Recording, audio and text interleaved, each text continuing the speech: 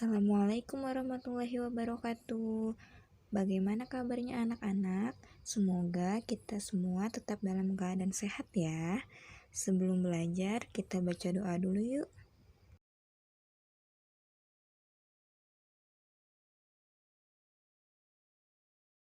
Baik anak-anak, apakah kalian pernah melihat gambar ini?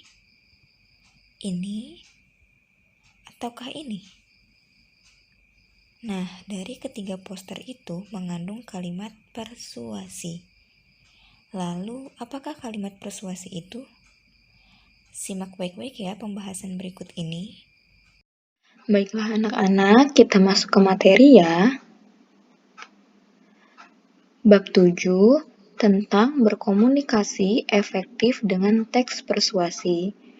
Tonton sampai selesai ya, dan simak baik-baik. Definisi teks persuasi. Teks persuasi adalah teks yang berisi sebuah himbauan, ajakan, atau saran agar orang lain mengikuti apa yang diinginkan oleh penulis. Teks persuasi ini bertujuan merayu, membujuk, dan mempengaruhi orang lain agar mengikuti apa yang diinginkan oleh penulis sesuai dengan pengertiannya. Kemudian ciri-ciri teks persuasi. Yang pertama, bertujuan mengajak orang untuk melakukan sesuatu. Yang kedua, memiliki data berupa fakta, contoh, dan bukti. Dan yang ketiga, mengandung kata-kata ajakan.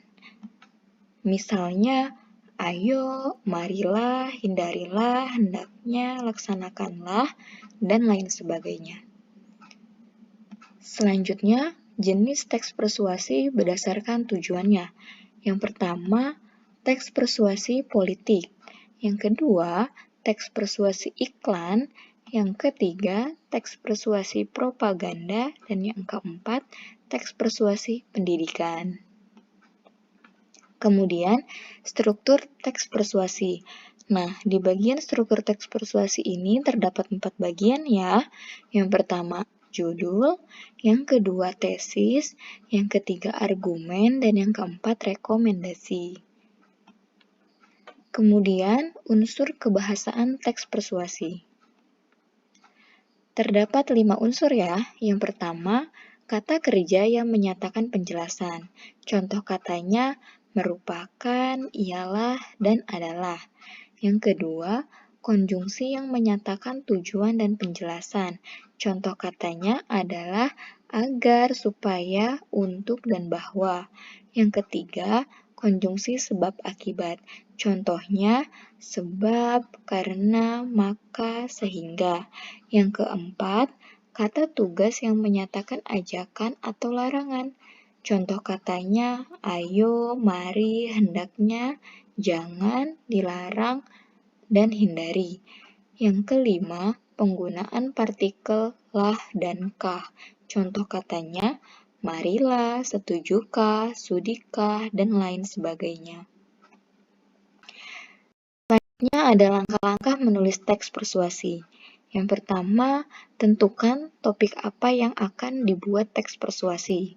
Yang kedua, tentukan tujuan yang akan dicapai melalui teks persuasi tersebut. Yang ketiga, sampaikan tesis atau pendapat yang berhubungan dengan topik. Yang keempat, identifikasi alasan berupa fakta-fakta untuk menguatkan tesis yang disampaikan. Yang kelima, rumuskan kalimat ajakan. Yang keenam, buatlah kerangka teks persuasi. Dan yang ketujuh, kembangkan kerangka menjadi teks persuasi. Selanjutnya, Miss akan berikan contoh teks persuasi ya.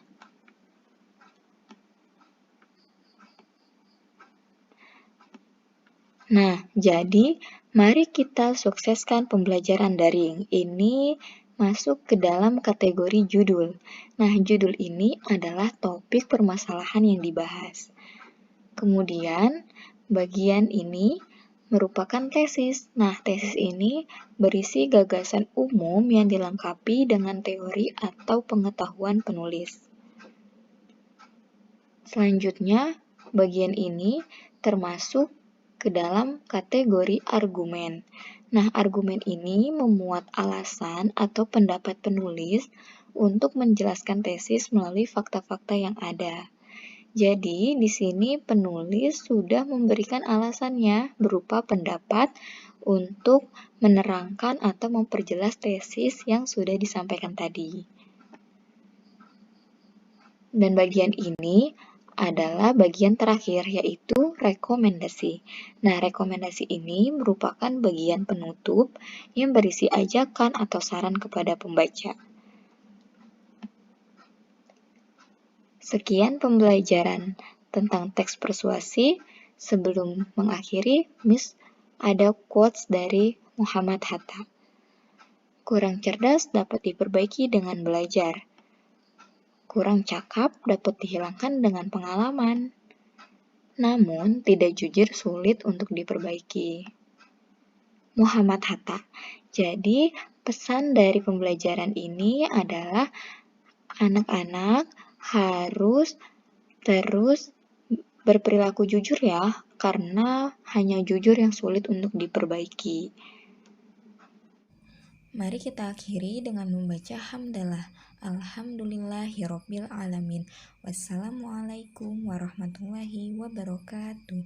Sampai bertemu lagi di pembahasan selanjutnya.